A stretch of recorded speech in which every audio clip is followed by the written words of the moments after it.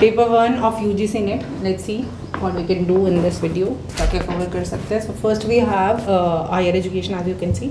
तो पहले हम देखेंगे ये भैया, ठीक है। सो अब हम शुरू करते हैं with the British era, pre independent. तो सबसे पहले 1813 में 1813 में चार्टर एक्ट आता है, ये ईस्ट इंडिया कंपनी लेकर के आते हैं। यहाँ पे ये लोग कहते हैं कि हम 1 लाख पर ईयर देंगे एजुकेशन इन इंडिया के लिए।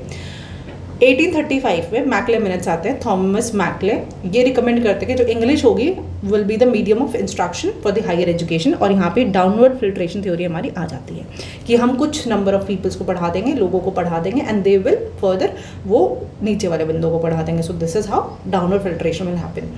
फिर 1813, 1835, 1854, 1854 में हमारा आता है वर्ल्ड वुड्स डिस्पैच। चार्ल्स वुड आते हैं, ये जो दे करके जाते हैं, ये जो डिस्पैच आता है यहाँ पे आता है, इसको बोलते हैं Magna carta of English education in India. यहाँ पे इन्होंने रिकमेंड करा जो यूनिवर्सिटी होएगी कैलकाटा, बॉम्बे, मद्रास, ये बना दी जाएंगे। 1857 में ये बन गई थी और एक डिपार्टमेंट बना दिया एजुकेशन का in each provinces. So basically हमारे पास वुड डिस्पैच में क्या था कि वुमेन एजुकेशन की बात करी थी, ठीक है। And they also talk about the mass education and teachers training along with the university, they जिसमें कैलकाटा, बॉम्बे, मद्रास हमारी 1857 में बन जाती है। Next if we talk about, तो हमारे पास 1882 में अब आएगा Hunter commission. Hunter commission basically क्या कर रहा है, ये विलियम हंटर आए थे, उन्होंने फोकस करा प्राइमरी एजुकेशन पर और एक्सपेंशन ऑफ सेकेंडरी एजुकेशन। अभी तक वहाँ हायर यूनिवर्सिटीज़ की बात होती है, हायर एजुकेशन की बात हो रही थी। Now they are talking about the primary education and the expansion of secondary education in 1882। फिर 1904 में we got the Curzon reform. यहाँ पे इंडियन यूनिवर्सिटी एक्ट आती है और यहाँ पे गवर्नमेंट का कंट्रोल जो है यूनिवर्सिटीज़ पे बढ़ा दिया जाता है। Also with this I want to tell you कि यहाँ पे एक रेलिंग कमीशन आता है जिसको हम यूनिवर्सिटी कमीशन भी बोलते हैं, in 1902। On that recommendation this act was formed in Indian university act 1904। तो 1902 में वी गॉट द रेलिंग कमीशन। रेलिंग कमीशन आता है, ठीक है। एंड दिस कमीशन रिकमेंड्स कि आपका क्या है, यहाँ पे रिफॉर्म करो and you get the government should control the universities more, therefore this act came. और यहाँ पे इस टाइम पे Curzon was the governor general, ठीक है। अब 1799 में when we got the parliamentary reforms, उस टाइम पे सैडलर कमीशन बैठता है एंड कैलकाटा यूनिवर्सिटी कमीशन भी इसको बोलते हैं। सो जो माइकल सैडलर है, ये इस टाइम पे ये जो कमीशन है ये फर्स्ट टाइम स्टडी करा था यूनिवर्सिटी एजुकेशन को स्पेसिफिकली, एंड यहाँ पे रिकमेंड करता है कि हम 12 साल का स्कूलिंग कराएंगे, उसके बाद 3 डिग्री आपका स्ट्रक्चर रहेगा, 10 + 2 + 3, ठीक है। This is what we also use to have right now. मतलब थोड़े दिन पहले तक हमारे पास यही था कि हम लोग 10th तक पढ़ते हैं, फिर 12th हमारा बोर्ड्स आ जाता है, 2 years of this and then we get the 3 year आपका डिग्री कोर्स, ठीक है। सेपरेट इंटरमीडिएट कॉलेज हमारे रहेंगे। ये सैडलर कमीशन ने 1919 के आसपास बोल दिया था, 1719 में, ठीक है। उसके बाद वी गॉट 1944 में we got the Sargent's plan. Sargent's plan में क्या होता है कि जो वॉर उस टाइम पे जो चल रहा था, second world war, post war जो एजुकेशनल डेवलपमेंट होनी थी by the central advisory board, कि ये हम लोग डेवलप करेंगे by the central advisory board of education. और यहाँ पे हम free, universal and compulsory education देना चाहते हैं for the childrens from the age group of 6 to 14, 6 से 14 साल, 6 to 14 ईयर के जो चिल्ड्रंस हैं, they will get the free, universal and compulsory education according to the Sargent's plan. और यहाँ पे it came during the time of Wavell's, ठीक है। वेवल्स के टाइम पे ये आया था एंड यहाँ पे स्टैंडर्ड एजुकेशन जैसे ब्रिटेन में हो रही है वैसे यहाँ पे कराना चाह रहे थे। In between if you want to know, 1923 में क्या हुआ था, 1923 में वी ऑल्सो गॉट इंडियन डिसएमेंडमेंट, और इसको हम बोलते हैं रीडिंग कमीशन। यहाँ पे रीडिंग होता है इस टाइम पे, और यहाँ पे एक कमीशन आता है एजुकेशन का, इंडियन डिसएमेंडमेंट और या समथिंग लाइक HFs, कोई इंसान थे शायद, उनके अंडर कमीशन बैठता है। No major has been happened, तो इसलिए हम इसको लेट ऑफ कर देता है। सैडलर कमीशन इंपॉर्टेंट होता है, रेलिंग कमीशन इंपॉर्टेंट होता है, इंडियन यूनिवर्सिटी एक्ट इंपॉर्टेंट हो जाती है, हंटर कमीशन इंपॉर्टेंट है, वुड डिस्पैच इंपॉर्टेंट है। You need to remember the timeline. So first हम यहाँ से देख लेते हैं, इसके बाद हमारा पोस्ट इंडिपेंडेंट शुरू हो जाएगा। विल लोग एक बार वापस है ना, शुरुआत होती है चार्टर एक्ट 1813 से, जहाँ पे आपको 1 लाख रुपए दिए जा रहे हैं एजुकेशन के लिए। फिर उसके बाद मैकलेस मिनट आता है 35 में, यहाँ पे आपको बोला जाता है कि जो इंग्लिश है that will be the medium of instruction. उसके बाद आता है 54 वुड डिस्पैच, जहाँ पे women education, universities like Calcutta, Bombay, Madras 3 याद रखनी है, ठीक है। Magna carta of English education भी इसको बोला जाता है। मास एजुकेशन के पे यहाँ पे बात हो रही है। Then we see mass education की बात हो रही है, देयरफॉर ये बोल रहे हैं ना, कोई आपका एजुकेशन डिपार्टमेंट हर एक प्रोविंसेस में होना चाहिए, as we can see here, है ना। उसके बाद हमारा आता है हंटर कमीशन। हंटर कमीशन में क्या होता है कि यहाँ पे प्राइमरी एजुकेशन और सेकेंडरी एजुकेशन की बात होने शुरू हो गई। 1902 में रेलिंग कमीशन बैठता है। On basis of that commission we get the Indian university act 1904। Curzon reform चाहते थे और उन्होंने बोला जो यूनिवर्सिटीज़ है will get the government control. 1919 में सैडलर कमीशन आते हैं। माइकल सैडलर जो होते हैं वो बोलते हैं कि जो आपकी यूनिवर्सिटी की एजुकेशन है उस पर स्पेसिफिकली ये फोकस कर रहा था ये वाला कमीशन, और इन्होंने 10+2+3 वाला ओरिजिन यहाँ से आता है कि 12 साल का स्कूलिंग, 3 साल की डिग्री आपको मिल जाएगी। सर्जेंट नाउ ये CAB है, ये is talking about the central advisory board of education. ये प्लान करके जाता है और यहाँ पे बोलते हैं फ्री कंपल्सरी यूनिवर्सल एजुकेशन दी जाएगी 6 से 14 साल वाले बच्चों को। Okay, next we have post independence. तो 48 से 49 में हमारे पास आता है यूनिवर्सिटी एजुकेशन कमीशन, जिसको राधा कृष्ण कमीशन बोलते हैं। ठीक है, यहाँ पे पहला कमीशन बैठता है इंडिपेंडेंट इंडिया का। यहाँ पे फोकस किस पे, हायर और यूनिवर्सिटी एजुकेशन पे। इन्होंने क्या रिकमेंड करा कि हमारे पास रिकमेंडेड सेटिंग ऑफ यूजीसी बनाओ और 12 year of schooling before degree, degree से पहले 12 साल की स्कूलिंग होनी चाहिए। ठीक है, this is what the Sadler also said. 1852-53 में सेकेंडरी एजुकेशन कमीशन आ जाता है, मूलाधार कमीशन, और आप लक्ष्मण स्वामी मूलाधार जो है चेयरपर्सन होते हैं। एंड यहाँ पे फोकस रहता है सेकेंडरी एजुकेशन पे। यहाँ पे यूनिवर्सिटी पे फोकस था, now it comes to secondary education. Recommend करते हैं कि हमने जो हमारे कोर्सेज हैं उनको डाइवर्सिफाई कर देंगे। देन वी गेट 64-65 में 1964-65 के टाइम पे हमारे पास आता है कोठारी कमीशन। ये इंपॉर्टेंट है।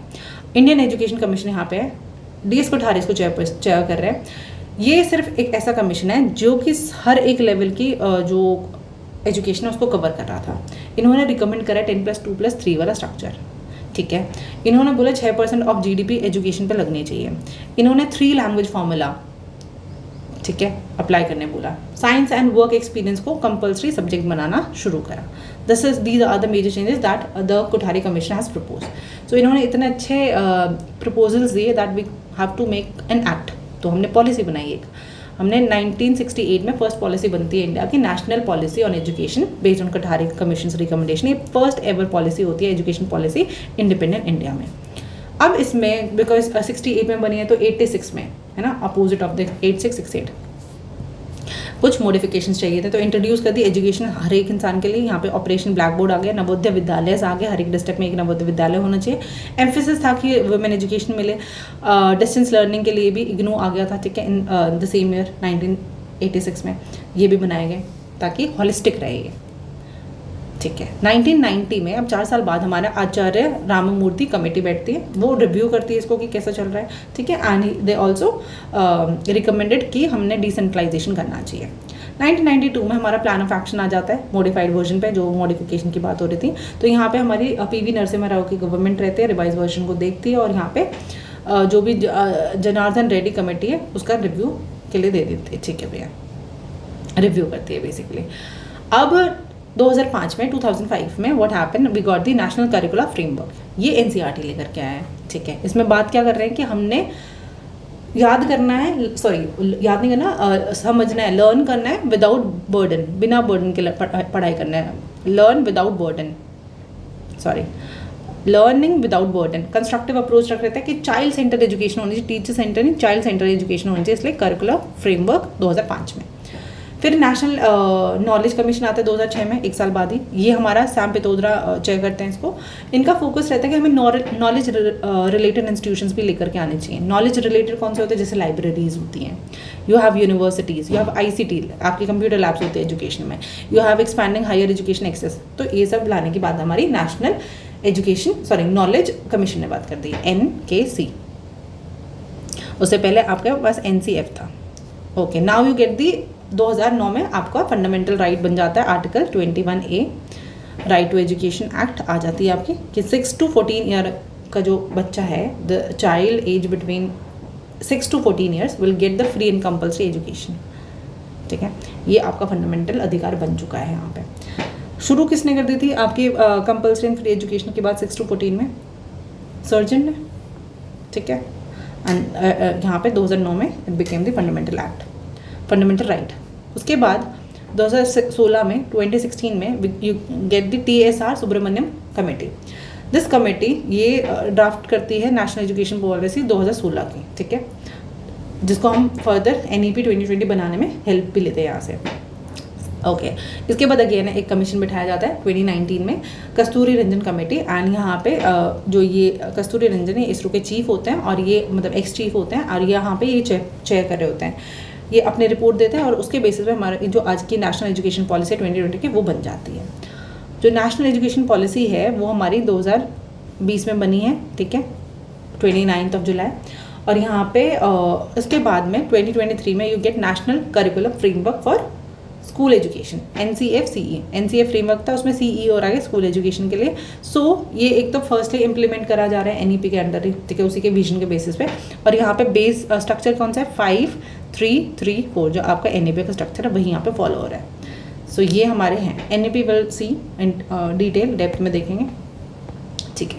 अब हम देखते हैं कुछ एजुकेशन इंस्टीट्यूशन, उनकी क्रोनोलॉजी कैसे रहती है एंशिएंट टू मॉडर्न। सबसे पहले हमारे पास कौन सा था, 7th सेंचुरी में सबसे पहले हमारे पास तक्षशिला। तक्षशिला कहाँ पे है, it is in Afghanistan Pakistan वाला रीजन, ठीक है। यहाँ पे सब कुछ पढ़ाया जाता, वेद, फिलोसफी, मेडिसिन, आर्चरी, सब कुछ। यहाँ के फेमस टीचर्स कौन है, चाणक्य, चरखा एंड पन्नी, ठीक है। और इसको डिस्ट्रॉय किसने करता, हुन्स ने। हुन्स इन्वेजन हुआ था 5th सेंचुरी में, तब इसका डिस्ट्रक्शन हो गया था बेसिकली। 5th सेंचुरी में हमारे पास नालंदा यूनिवर्सिटी आती, कहाँ पे आती, बिहार में। एक फेमस किस चीज़ के लिए, बुद्धिस्ट सेंटर था ये। सारे लोग बाहर से, चाइना, कोरिया, तिब्बत से लोग आते थे और यहाँ पे बुद्धिस्ट लर्निंग लेते थे, ठीक है। ये वर्ल्ड का पहला रेजिडेंशियल इंटरनेशनल यूनिवर्सिटी बना था। और यहाँ पे आपके Buddhist philosophy, logic, grammar, medicine, mathematics, astronomy सब कुछ पढ़ाया जाता है। हमने देखा बाहर से भी स्टूडेंट्स आए थे, बट इसको डिस्ट्रॉय किसने करा, बख्तियार खिलजी ने। कब, 1193 में, 1193 में Bakhtiyar Khilji has attacked Nalanda University and destroyed it. The revival of the Nalanda University has recently happened in 2014 as an international university. Okay. After that, we have from 5th to 12th century, we got the Vikramshila University again in Bihar. The founder of this is the King Dharampala of the Pala dynasty, and he made it at the center of Vajrayana Buddhism and Tantric studies. Atisha Dipankar studied here and also taught here. This is the scholar. Also, we have the other ancient universities, like we have Vallabhi in Gujarat. It is the rival of Nalanda because it was also famous for the secular subjects and law. Odantri is again in Bihar. It is the Buddhist monastery university. We have Sompura Mahavira in Bengal or Bangladesh. It is the UNESCO World Heritage Site. Okay. So this is what we have talked about, the universities of ancient and medieval center of learning. So we got the first Takshila in the 7th century, which was destroyed by the Huns, and the people associated here is Chanakya, Chark and Pannani. 5th century we got the Nalanda University and it was the world's first residential international university, and it is destroyed by Bhaktiyar Khilji in 1193. In 5th to 12th century, we got the Vikramshila University in Bihar by the Dharampala of the Pala dynasty, and it basically centers the Vajrayana Buddhism and the Tantric studies. We also get the Vallabhi, then we also saw the Udantapuri is again in Bihar. It is the Buddhist monastery university. Sompura Mahavira is in Bangladesh. It is a UNESCO World Heritage Site. With this, we'll move to colonial era of universities. So first in 1857, when there was a revolt of 1857, after that we got the University of Calcutta, Bombay, Madras. Now tell me, we have talked about this Calcutta, Bombay and Madras, particularly in Wood Dispatch, which came in 1854. So uske baad 1857 mein we got these universities, Calcutta, Bombay and Madras. It is modeled on the University of London because they wanted to infiltrate that English model. ये बोलते हैं ना, this is the Magna Carta of English education in India. So therefore, these universities was modeled on your University of London. In 1882, we got the University of Punjab. It is in Lahore, so not currently the part of India. It was the 4th oldest university in the subcontinent. But now, if we see the 4th university after Calcutta,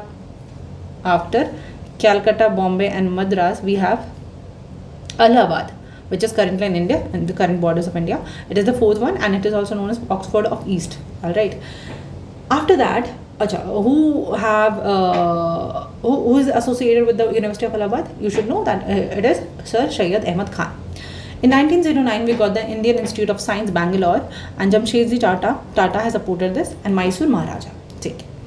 It's the India's primary research institution for science and engineering. ISA is for science and engineering. Then we get the 1916 we get BHU. Okay, so BHU is basically founded by Pandit Madan Mohan Malviya, and it is one of the largest residential university, largest, not the first or anything, largest in Asia, residential university. After this, in 1920 we also know that there was an NCM happening. Okay, so we get Aligarh Muslim University, AMU, and Jamia Millia Islamia also. AMU is evolved as MAO, University in 1859, founded by Sir Syed Ahmad Khan. I think I have given you the wrong information. University of Allahabad. University of Allahabad is not the one that deals with the Sir Syed Ahmad Khan, but it is the Aligarh University. Sorry, I just got with Allahabad Aligarh. So Aligarh Muslim University is by Sir Syed Ahmad Khan, and Jamia Millia Islamia is founded by Aligarh. So founded in Aligarh. Later it was moved to Delhi in 1925, and these two universities were at the time of NCM, non-cooperation movement. In 1921 we got the Vishwa Bharati University, which was founded by the Rabindranath Tagore at Shantiniketan, West Bengal, and it became the Central University in 1951.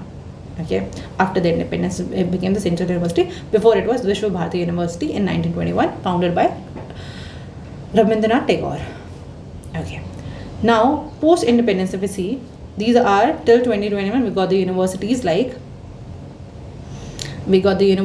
first we got the Calcutta University, Bombay University, Madras University, due to the Wood Dispatch, as we have discussed कि हमने Wood Dispatch के time पे हमने देखा था 3 universities आनी थी, Calcutta, Bombay and Madras. 1857 में वो आ जाती है. देन इन 1882 हमारे पास आती है पंजाब की university, but now it is not the part of India, क्योंकि वो लाहौर वाला पार्ट था. So we consider 4th oldest university as university of Allahabad, which came in 1887. So 55 के बाद वी गॉट द 87. ठीक है, 57 के बाद 87 में आती है, एंड इलाहाबाद यूनिवर्सिटी को हम ऑक्सफोर्ड ऑफ ईस्ट भी बोलते हैं. उसके बाद हमारे पास पहला आता है IISc बेंगलोर. ठीक है, एंड ये 1909 में आता है. यहाँ पे जमशेद टाटा हेल्प करता है और मैसूर के महाराजा हेल्प करते हैं. ये साइंस एंड इंजीनियरिंग के लिए अच्छा खासा इंस्टीट्यूशन होता है. 1916 में वी गेट द BHU. ये हमारा लार्जेस्ट रेजिडेंशियल यूनिवर्सिटी होती है एशिया के, और इनको बनाने वाले थे पंडित मदन मोहन मालविया. 1920 में अब जब NCM चल रहा था, उस टाइम पे हमारे पास सर सैयद अहमद खान हमारे बनाते हैं AMU, which is now known as MAO in 1857. और यहाँ पे Jamia Millia Islamia was also founded in Aligarh, but it was transferred to Delhi in 1925. ठीक है, 1921 we also got the Rabindranath Tagore's Vishwa Bharati University, and it became the Central University post independence in 1951. अब post independence में कौन कौन से institution है वो देख लेते हैं. First we have UGC commission. ठीक है, so we have these institutions of national importance. First we have 1950 में we got the UGC. UGC what it is? It is a University Grant Commission. Initially set up over अच्छा firstly हमने बनाया क्यों था, ताकि हम बनारस, अलीगढ़ और दिल्ली वाली यूनिवर्सिटी को देख सकें, लेकिन लेटर इसको सब पे अप्लाई कर दिया. फुल स्टैट्यूटरी पावर देती थी 1856 में, एंड ये हमारे UGC एक्ट के थ्रू UGC बन जाता है. 1951 में हमने देखा एक तो हमारा सेंट्रल यूनिवर्सिटी बन जा रही है हमारे Vishwa Bharati university of Rabindranath Tagore ji, as we have seen this. Also in 51 हमने देखा IIT खड़गपुर जो है वो भी आती है. पहला IIT बनता है ये, और ये हमारे फॉर्मर हिजली डिटेंशन कैंप के साइड पे बनता है, बेस्ड ऑन सरकार कमेटी जो 1946 की थी, जो रिकमेंडेशन दे रही थी कि हमें IIT बनानी चाहिए. तो पहला खड़गपुर बना 51 में. इन 56 आफ्टर 5 years हमारे पास मिलता है IIT बॉम्बे और एम्स दिल्ली. IIT बॉम्बे जो है सोवियत के असिस्टेंस से बना है. एम्स दिल्ली जो है ऑटोनॉमस इंस्टीट्यूशन है मेडिकल एजुकेशन के लिए, और इसको नेशनल इंपॉर्टेंस बनाया गया था by the act of parliament. 59 3 साल बाद IIT मद्रास आता है, कानपुर आता है. सो हमने देखा बॉम्बे जो था that was with the help of Soviet assistance. Now will see कि मद्रास जो है वो जर्मन असिस्टेंस की हेल्प से हो रहा है, और कानपुर जो है US के असिस्टेंस से हमारा बना था. इसके बाद हमारे पास आता है 1961. अब 1961 में हमारे पास दिल्ली आएगा, IIM Calcutta, IIM Ahmedabad. IIT Delhi जो है वो इनिशियली कॉलेज ऑफ इंजीनियरिंग था, और उसके बाद ये IIT बनता है 1963 में. IIM कैलकटा, IIM अहमदाबाद, ये दो पहले इंस्टीट्यूट होते हैं मैनेजमेंट के, और ये प्लानिंग कमीशन के रिकमेंडेशन पे बनता है 1961 में. 1969 में we also got the JNU, जो कि हमारे एक्ट ऑफ पार्लियामेंट से बनता है न्यू दिल्ली में. 85 में वी गॉट द IGNOU, ठीक है। सो यहाँ पे हम डिस्टेंस लर्निंग ओपन एजुकेशन की बात करना शुरू कर देते हैं। लार्जेस्ट ओपन यूनिवर्सिटी बनती है, that is the Indira Gandhi national open university. 85 के बाद 86 में भी अब सी ना हमने देखा था 86 में 1968 से we got the other commission in 86। So 86 में हम देखा था इग्नू भी आ जाता है, so here it is IGNOU हमारे यहाँ पे आ जाता है।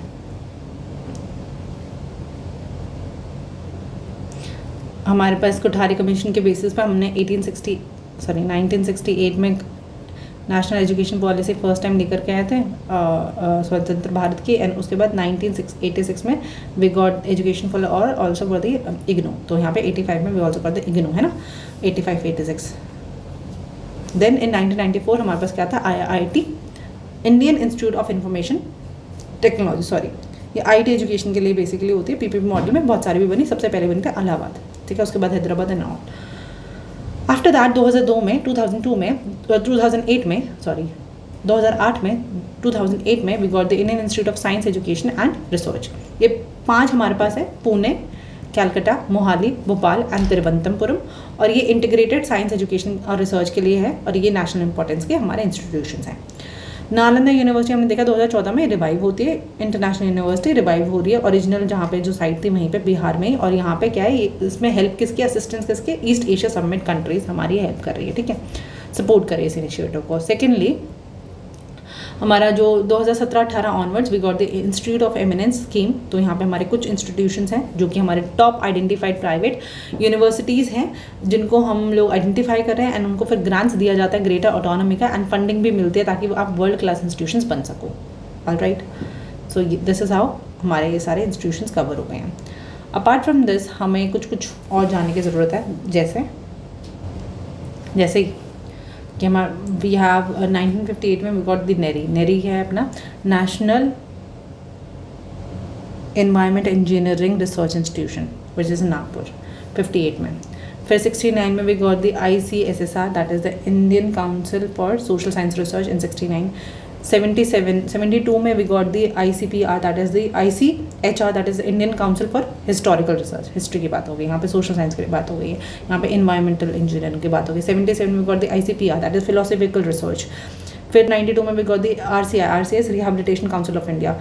ICMR 1911 में that is the medical research. ICAR Indian council for agriculture research 28 something, ठीक है। सो ये हमारे कुछ इंस्टीट्यूशंस पे हैं which is important.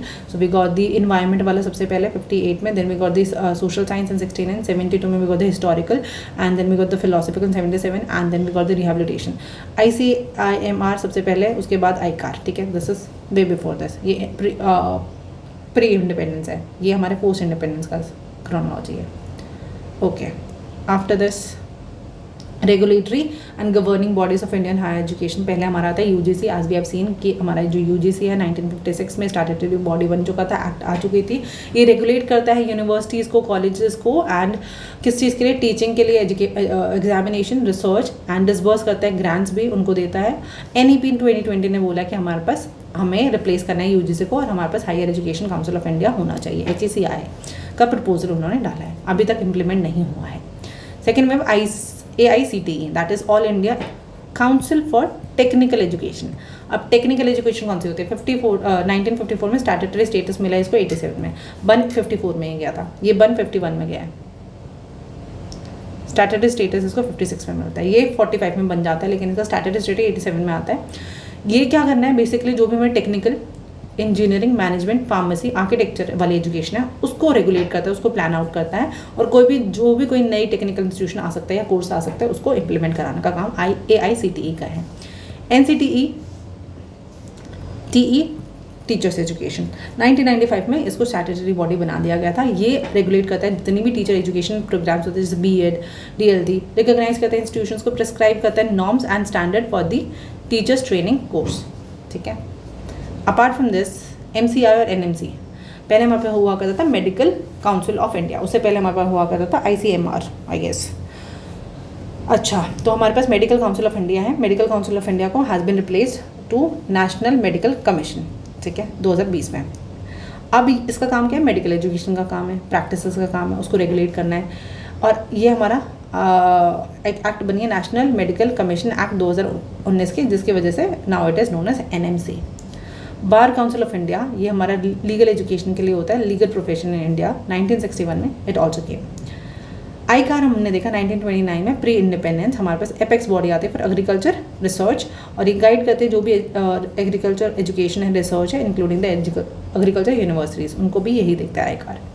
We have dental council of India in 1948 for the dental education and dental profession. NCVT हमारे vocational education के लिए होता है, 2018 में ये आता है। पहले हमारे पास वी हैव स्टेट इन आपका नेशनल लेवल पे, now we have a single regulatory for vocational and skill training. NAC जो है national assessment and accreditation council है, ये 1994 में आया था, ऑटोनोमस बॉडी है ऑफ UGC, एंड ये असेस करता है, एक्रेडिट करता है हायर एजुकेशन को कि वो A+ से लेकर D तक का जो भी ग्रेड्स होते हैं वो देता है on based on some parameters. Headquarter कहाँ पे? बैंगलोर में।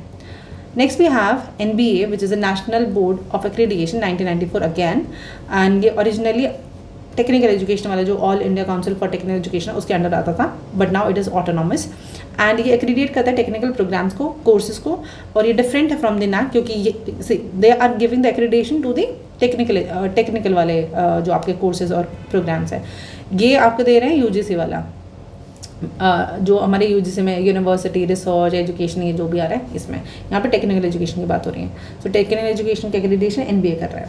We have NIRF that is the national institute ranking framework, 2015 में आता है मिनिस्ट्री ऑफ एजुकेशन के अंदर। ये रैंकिंग देता है हायर एजुकेशन इंस्टीट्यूशन को, उसकी कुछ कैटेगरीज है, जैसे ओवरऑल देगा, ओवरऑल सबसे अच्छा है इंस्टीट्यूशन कौन सा है, यूनिवर्सिटी वाइज कौन सा है, इंजीनियरिंग में कौन सा है, कॉलेज कौन सा अच्छा है, मैनेजमेंट किसका अच्छा है, मेडिकल किसका अच्छा है, लॉ, फार्मेसी, रिसर्च, ऐसे ऐसे करके कैटेगरी वाइज वो क्या करता है आपका रैंकिंग देता है।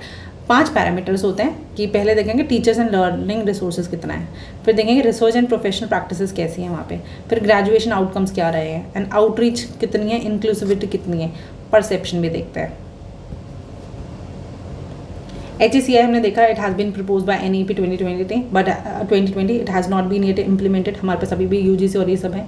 ये बेसिकली किसको रिप्लेस करना चाह रहा है? ये रिप्लेस करना चाह रहा है 4 इंडिपेंडेंट वर्टिकल्स लेकर के आए। एक तो नेशनल लेवल पे रेगुलेशन के लिए NAC लेकर के आए, एक्रीडेशन के लिए अंडर द NAC ओनली, और HEGC हमारा फंडिंग ग्रांट्स के लिए आएगा, और GEC हमारा स्टैंडर्ड्स के लिए लेकर के आएगा। एक सिंगल अम्ब्रेला होगी, वो सबको देखेगी। रिप्लेस किसको करें? UGC, all India council for technical education, and NCTE, national council for teachers training, teachers education. So ये हमारे इनके रिप्लेसमेंट में हमारा HECI आना चाह रहा है according to NEP 2020। Okay, we have NCERT that is national council for educational research and training, 1961 में बन गया था। ये apex body for school curriculum, and ये डेवलप करा इसने NCF that is national curriculum framework, जो हमने देखा टेक्स्ट बुक, एंड कंडक्ट करती है CTET लेवल की जो भी हमारे रिसर्च होती हैं। देन वी हैव परख, वी हैव NCERT परख 2023 में आता है, NCERT का ही है। परख की डेफिनेशन में फुल फॉर्म में याद रखनी है, performance assistance review and analysis of the knowledge for holistic development. ठीक है, यहाँ पे knowledge for holistic development. Okay, ये नॉर्म्स लेकर के आता है स्टूडेंट के असेसमेंट के लिए, जो भी हमारे स्कूल बोर्ड्स कराते हैं, CBSE हो जाए आपका, स्टेट बोर्ड हो, फॉर इक्विवेलेंस। ठीक है, यहाँ पे नॉर्म्स फॉर असेसमेंट लेकर के आने का काम परख का है, because it is actually surveillance कर रहा है किस चीज़ का? परफॉर्मेंस असेसमेंट का, रिव्यू का, एनालिसिस का, ये सारा काम किनका? इनका है। Now will see this table हमारे पास आया। नॉर्मली वी हैव UGC जो कि 1951 में बनी थी, एंड 56 में it got the statutory rights. ठीक है, इंजीनियरिंग टेक्निकल मैनेजमेंट ACTE आता है हमारे पास। नेक्स्ट इसका रहता है व्हेन इट फॉर्म कब हुई थी ACTE? 51 में 50। सो ACTE हमारी 1945 में बनती है, एंड वी 87 में it got the statutory this. Education NTCE रहता है, मेडिकल एजुकेशन NCM। अभी ये हमारा 2018 में I guess it has become this thing NCM बना है, पता नहीं 2019 में एक्ट आया है, उसके बाद ये बना है, तो 2020 में बना है। ओके, फिर डेंटल हमारा बहुत पहले से है। ठीक है, लीगल हमारा BCI है, ये 61 में आ जाता है। वी हैव 1929 में we got this ICAR also, ये हमारा अभी 2014 में आया है। ठीक है, NAC is also there. NB is for accreditation for your specific technical courses. ठीक है, टेक्निकल कोर्सेज के लिए we have for their accreditation we have NBA। National ranking NIRF हमारा करता है ऑन बेसिस ऑफ 5 पैरामीटर्स। ठीक है। देन वी हैव परक। परक is the performance assessment and review and analysis of the knowledge for holistic development for the NCERT CTET level का काम सारा यहाँ पे रिसर्च हो रही है। और ये देख रहे हैं, सॉरी CTET वाला नहीं हो रहा है यहाँ पे।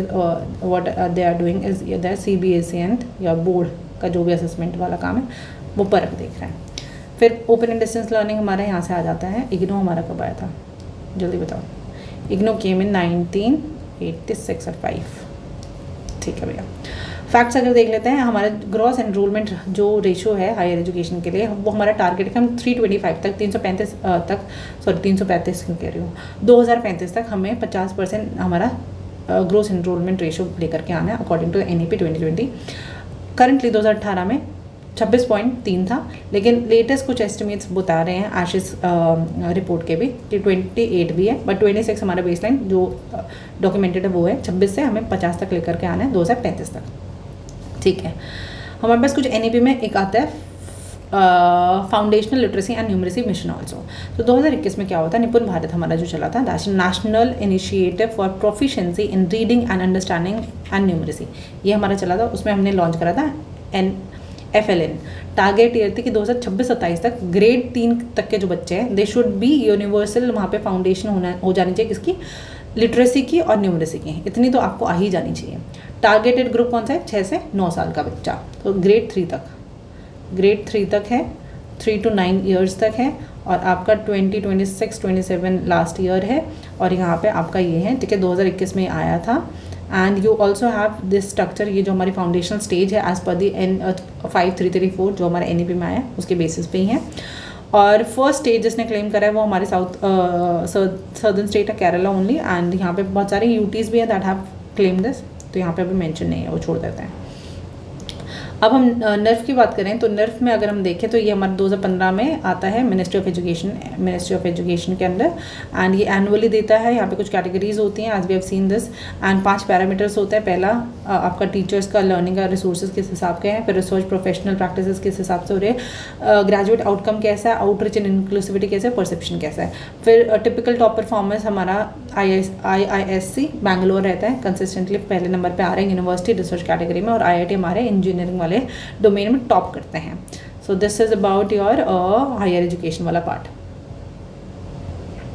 अभी एक बार NEP 2020 देख लेते हैं, ठीक है। Will see NEP 2020। फर्स्ट हमने देखा था राधा कृष्ण कमीशन 1948 में बैठता है, पहला कमीशन होता है पोस्ट इंडिपेंडेंस, ठीक है। फिर उसके बाद हमने देखा 64-67 कोठारी कमीशन आते हैं, वो रिकमेंड करते हैं 10+2+3 वाला स्ट्रक्चर, और 6% GDP हमारा एजुकेशन में लगना चाहिए, ये वाली बात भी। 68 में फिर इनके रिकमेंडेशन के बेसिस नेशनल एजुकेशन पॉलिसी आ ही जाती है कोठारी कमीशन पे 3 लैंग्वेज फॉर्मूला बेसिस पे। उसके बाद 86 में ये सेकेंड इसका आता है, second part of your NEP revise होती है। यहाँ पे ब्लैक बोर्ड, नवोदया, इग्नू वाला कंसेप्ट आ जाता है। 1920 में हमारे पास 2020 में we get the NEP national new education policy, Kasturi Rangan chair करते हैं, और यहाँ पे 34 ओल्ड पॉलिसी को रिप्लेस कर दिया जाता है। ओके, नाउ विल सी यहाँ पे हमारे पास कौन सा कंसेप्ट आता है, 5-3-3-4 वाला। 5 साल मतलब फाउंडेशनल स्टेज रहेगी। यहाँ पे 3 से 8 साल का जो बच्चा है वो प्री स्कूल से लेके ग्रेड 1 और 2 तक वाला बच्चा है। यहाँ पे play based, activity based learning होगी। फिर 3 साल में हमारा फाउंडेशन बन गई। फाउंडेशन के बाद हम प्रिपेयर करना शुरू कर देंगे। प्रिपरेटरी स्टेज में अब 3 से 8 मतलब 8 से 11 वाला बच्चा, this is the age group I am writing. यहाँ पे ग्रेड 3 से ग्रेड 5 तक जो बच्चा है वो डिस्कवरी बेस्ड लर्निंग करेगा, इंटरैक्टिव क्लासरूम रहेगा यहाँ पे। इसके बाद प्रिपरेशन कराएं, फाउंडेशन बनाई, फिर उसके बाद प्रिपरेशन कराई। अब हम मिडिल स्टेज में आ गए। मिडिल स्टेज में हमारा 3 ईयर का अगेन प्रोग्राम चलेगा। तो यहाँ पे 11 से 14 साल तक का बच्चा, ग्रेड 6 to 8 सब्जेक्ट्स इंट्रोड्यूस कर दिए जाएंगे, जैसे science, maths, arts, social sciences. उसके बाद आएगा फोर्थ हमारा सेकेंडरी स्टेज होएगा। ये हमारे मिडिल स्टेज से सेकेंडरी स्टेज होएगी। 14 to 18 ईयर वाला इस एज ग्रुप का बच्चा। अब यहाँ पे हमें मल्टी डिसिप्लिनरी अप्रोच रहेगी 9 to 12, ठीक है। यहाँ पे कोई, जैसे हमारा पहले फिक्स्ड सिस्टम होता था that we use to have streams, कि साइंस है, ये ह्यूमैनिटीज़ वाला बच्चा है, ये मैथ्स वाला बच्चा है, ये बायो वाला बच्चा है, ऐसा कुछ भी नहीं है। Mix of subjects you can take. So 14 to 18 is the age gap, और 9 to 12 is the your grade. यहाँ पे there is a multidisciplinary, there is no rigid system of taking any stream. Okay, ये second stage हो गई। तो ऐसे 5-3-3-4। Next भी आप 5 साल का हमारा क्या है, हमारा फाउंडेशनल स्टेज है। फाउंडेशनल स्टेज हमारी स्ट्रॉन्ग होनी चाहिए, इसलिए हमने प्री स्कूल से ग्रेड 2 तक हमने फाउंडेशनल रखा है 5 साल, 3 से 8 साल का बच्चा। उसके बाद हमने 3 साल की प्रिपरेटरी स्टेज रखी है, 8 से 11 साल तक का बच्चा 3, 4th एंड 5th क्लास में। यहाँ पे डिस्कवरी और इंटरेक्टिव लर्निंग करा रहे हैं। फिर 3 साल के लिए हमने 11 से 14 साल तक का बच्चा, दैट इज 6th, 7th और 8th क्लास का बच्चा, यहाँ पे हम सब्जेक्ट इंट्रोड्यूस कर देंगे, science, math, social science, what ever that is. फिर 4 साल के लिए हम लोग देखेंगे बच्चे को 9th, 10th, 11th, 12th, जहाँ पे हमारे सेकेंडरी स्टेज आ जाती है। यहाँ पे 14 से 18 साल का बच्चा हो जाता है और यहाँ पे मल्टी डिसिप्लिनरी एजुकेशन शुरू हो जाती है, ठीक है। How it is different from the older system. पहले स्कूल स्ट्रक्चर हमारा था 10+2 का, अब हमारे 5-3-3-2, 5-3-3-4 हमने कर दिया है। हायर एजुकेशन 3 से 4 साल के अंडर ग्रेजुएट होती थी और फिर 2 साल की पोस्ट ग्रेजुएट होती थी। अभी क्या होता है कि 4 साल की आपके अंडर ग्रेजुएट होती है, वहाँ पे मल्टीपल एग्जिट पॉइंट्स होते हैं, ठीक है। स्ट्रीम सिलेक्शन अगर हम देखें, पहले हमें स्ट्रीम सेलेक्ट करनी पड़ती थी, या तो आप साइंस के, कॉमर्स के, आर्ट्स के बच्चे हो सकते थे। अब यहाँ पे कोई रिजिड सी स्ट्रीम सिलेक्शन का पार्ट नहीं है, आप मिक्स सब्जेक्ट्स भी ले सकते हो freely. Medium of instruction English रहते थे, यहाँ पे mother tongue, regional language grade 5 तक चलेगी, ठीक है। Board examination high stock ones, यहाँ पे 2 अटेम्प्ट दी जाएगी हर एक साल में, ठीक है। और यहाँ पे रोड लर्निंग को हम कम करना चाह रहे हैं, हर साल 2 आपको अटेम्प्ट मिलेंगे। वोकेशनल एजुकेशन यहाँ पे कोई सेपरेट ट्रैक था, लेकिन यहाँ पे हमने क्या 6th क्लास से इंटर्नशिप को इंटीग्रेट कर दिया है। रेगुलेटरी यहाँ पे दीज 3 पीपल, अब हम चाहते हैं इनको रिप्लेस करके we want to have only one, that is higher education commission of India. GDP का टारगेट 4 to 4.5 था, यहाँ पे 6% ऑफ जीडीपी है। एनरोलमेंट रेशियो हमने देखा 2018 में 26% था, और हम चाहते हैं ग्रोस एनरोलमेंट 50% हो जाए बाय 2035, ठीक है। ओके, कुछ और कंसेप्ट भी देख लेते हैं। We have ECCE, that is the early childhood care and education. ये यूनिवर्सल एक्सेस देना चाहते हैं 3 से 6 साल तक के बच्चों को, ठीक है। एक नया करिकुलर फ्रेमवर्क है फॉर ECCE, ओके, कि अर्ली चाइल्डहुड एंड एजुकेशन दोनों। फिर हमारे पास है FLN मिशन, हमने देख लिया, फाउंडेशन लिटरेसी एंड न्यूमरेसी निपुण भारत के अंदर हमने देख लिया ये, ठीक है, कि हर एक चाइल्ड जो है उसको रीड करना, लिखना और बेसिक अर्थमेटिक आना चाहिए ग्रेड 3 तक, और ये हमें अचीव कब तक करना है, 2026-27 तक। फिर आता है ABC, this is the academic bank for credits. यहाँ पे आपके क्रेडिट सारे स्टोर होंगे डिजिटल फॉर्मेट में, और यहाँ पे क्या आप ट्रांसफर कर सकते हो अपने credits across the institution. Multiple entry exit जो डिग्री में हो रहा है वहाँ से, लेट्स से आपने एक यूनिवर्सिटी से you did half of your course, तो यहाँ से आपके 14 पॉइंट्स यहाँ से आगे, and you have 14 points, and you आपने सेकेंड ईयर में यू एग्जिट। तो अब सेकेंड ईयर में एग्जिट कर दिया, तो आपने लेट्स से 3rd सेमेस्टर में एग्जिट करा, 4th सेमेस्टर से you need to get admission in the B university. तो इसके ये 14 कैरेट आप ले जा सकते हैं, नीट के में transfer to your next institution. Multidisciplinary education मतलब आर्ट, साइंस एंड कॉमर्स, ठीक है। ऐसा कुछ नहीं है, you can take let's say accounts with physics and social science whatever, ठीक है। ऐसे यू कैन टेक एनीथिंग। 4 साल का UG प्रोग्राम है, जहाँ पे आप एग्जिट कर सकते हो फर्स्ट साल में आपने एग्जिट कर आपको सर्टिफिकेट मिल जाएगी। 2 साल पढ़ के आप निकले तो डिप्लोमा मिल जाए, 3 साल निकले तो आप बैचलर्स हो ही चुके हो, 4 साल निकले तो मतलब आपने बैचलर रिसर्च के साथ करिए। परख हमने देखा, परख हमारा क्या, performance assessment, review and analysis of knowledge के लिए होलिस्टिक डेवलपमेंट, और ये NCERT में लेकर के आए, ठीक है। तो नेक्स्ट वी हैव स्वयं Prabhas channel.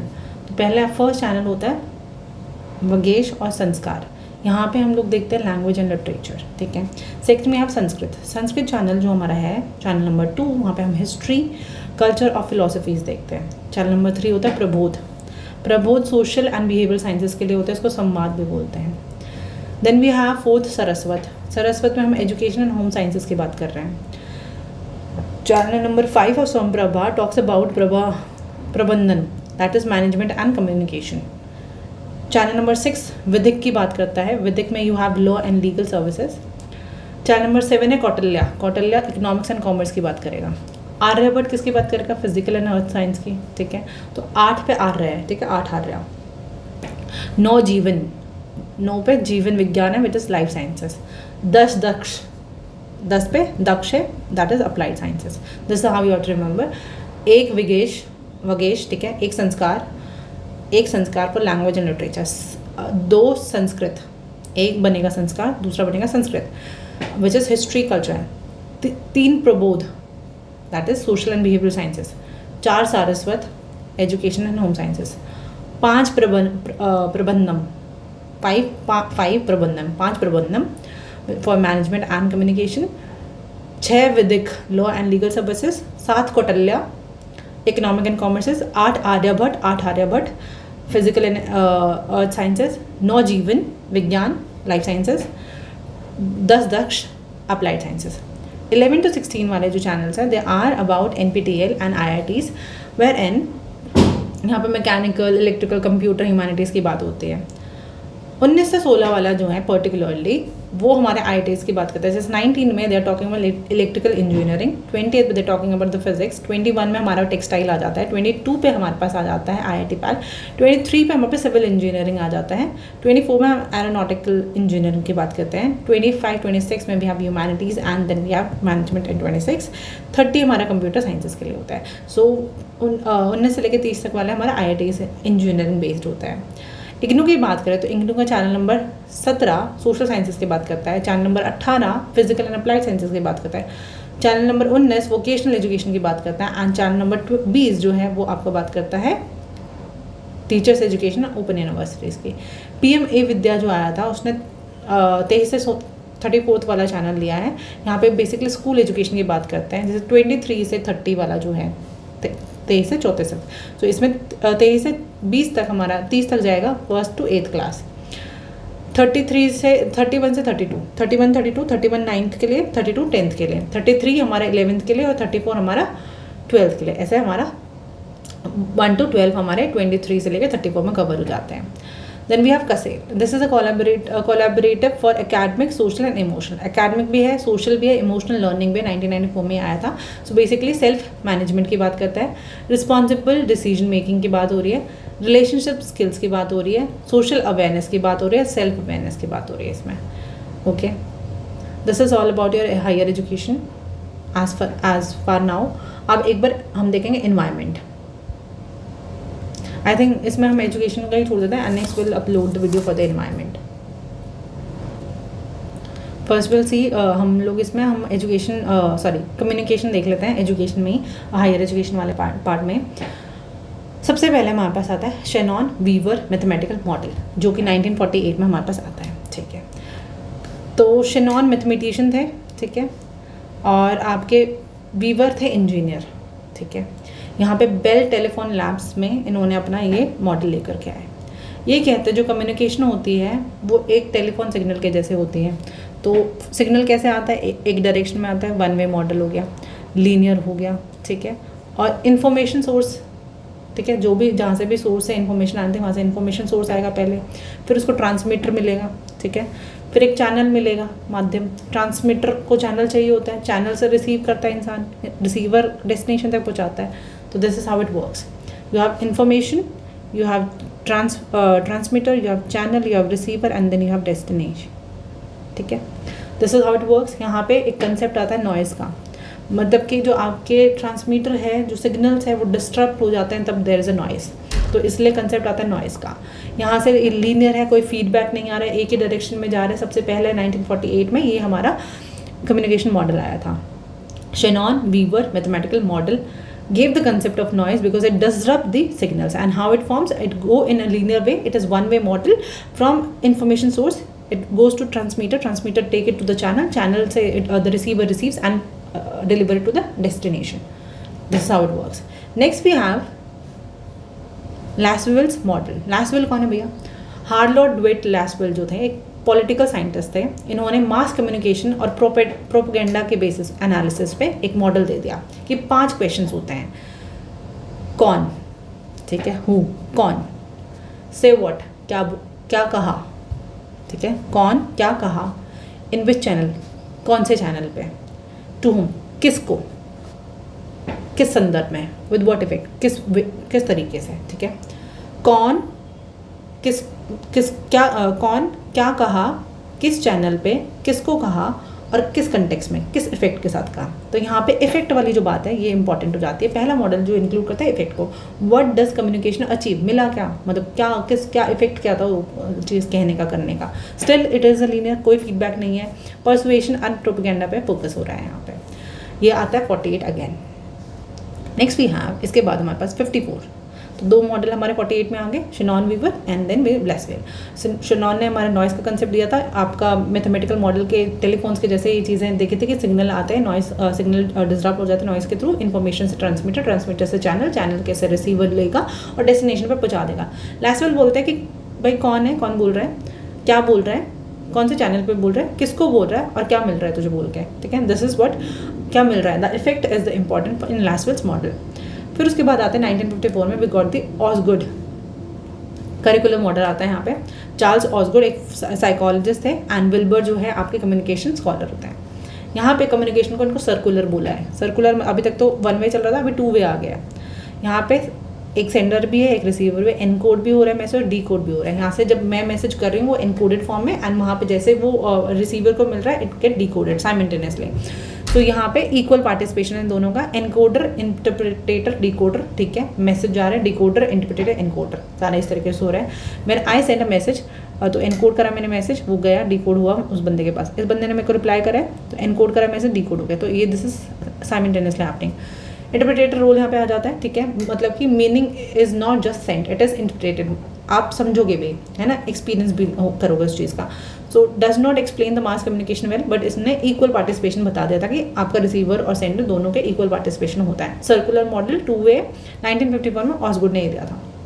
Next we have Berlo's SMCR model 1960 में आता है। तो डेविड बर्लो ने अपनी किताब लिखी थी द प्रोसेस ऑफ कम्युनिकेशन, ठीक है। इन्होंने बोला जो शेनॉन वीवर वाला मॉडल है उसी को एक्सपैंड करते हैं और 4 कंपोनेंट दे दिए। वहाँ पे इन्फॉर्मेशन सोर्स था, यहाँ पे कोई भी सोर्स हो सकता है, ठीक है। और वहाँ पे उसके बाद क्या आ रहा था, ट्रांसमीटर, यहाँ पे मैसेज बन गया वो। मैसेज के बाद वहाँ पे चैनल आ रहा था, अगेन यहाँ पे भी चैनल है। वहाँ पे रिसीवर रिसीव कर रहा था, यहाँ पे भी रिसीवर रिसीव है। वहाँ पे डेस्टिनेशन जा रही थी, अब यहाँ पे डेस्टिनेशन नहीं है। This is how it is happening. You have a source, you have a message, you have a channel, you have a receiver, ठीक है। सोर्स क्या हो सकता है, कम्युनिकेशन स्किल आपकी, क्या एटीट्यूड है, क्या नॉलेज है, क्या सोशल सिस्टम है, किस कल्चर से। मैसेज मतलब कि कंटेंट जो लिखा हुआ है, ठीक है। एलिमेंट या ट्रीटमेंट क्या है, स्ट्रक्चर क्या है, कोड क्या है, वो आपका मैसेज हो जाएगा। चैनल मतलब कि आपने देखा था उसको, सुना था, टच करा था, स्मेल करा था, टेस्ट करा था, 5 सेंसेस, वो हमारे चैनल्स है रिसीव करने के कम्युनिकेशन का। रिसीवर क्या है, same factor as the source, कि आपने क्या कम्युनिकेशन करते वो वही रिसीवर का पैटर्न आएगा जो आपके सोर्स का है।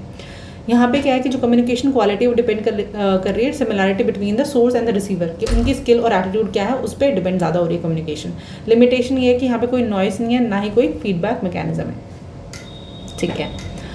60 के बाद 67 में आपके वेस्ले मैकलीन आते हैं, ये लेकर के आते हैं मास कम्युनिकेशन की वाली बात, ठीक है। यहाँ पे इन्होंने गेट कीपर रख दिया है between the source and the receiver. Source और रिसीवर तो हमारा एक फाइनल हो चुका है, अब इसके बीच में हमारा एक गेट कीपर आ जाता है जो एडिट भी करता है चीज़ों को। So it can be an editor, journalist and broadcaster, क्योंकि हम मास कम्युनिकेशन की बात कर रहे हैं तो बीच में हमारा एक एडिटर, जर्नलिस्ट आएगा। ये फिल्टर आउट करता है, ट्रांसमिट करता है, जो यहाँ पे सोर्स से रिसीवर तक मैसेज गया है उसमें कुछ फिल्ट्रेशन हो चुके हैं ऑलरेडी, गेट कीपर ने वो काम करते हैं। Not all message reaches the audience, कुछ फिल्टर आउट हो जाते हैं। फीडबैक लूप है from B to C and then A, so एक फीडबैक लूप भी है। अंडरस्टैंड करा how news media works, this is how news media works, ठीक है। 67 में सेम यो हमारे पास डांस हेलिकल और स्पाइरल मॉडल, ये फ्रैंक डांस होते हैं। इन्होंने एक स्पाइरल मॉडल दिया, यहाँ पे इन्होंने बोला सर्कुलर नहीं है ये, इट्स एन हेलिक्स, स्पाइरल है, ठीक है। It's not circular, it's spiral, ठीक है। यहाँ पे क्या होता है, आपका फॉरवर्ड एंड अपवर्ड मूवमेंट होती है, और जो हर एक कम्युनिकेशन होती है उसका कुछ प्रीवियस एक्सपीरियंस रहा होता है। You never the same person twice in the communication. आपने जो पहले बात करी थी और अब दोबारा वही सेम बात करें तो I am not the same receiver and you are not the same sender, तो हमारे पास we have change the personality with the previous experience.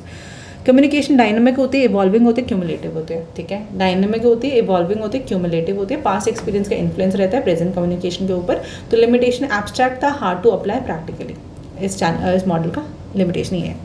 Next we have Tubbs transactional model, 1970 में आता है।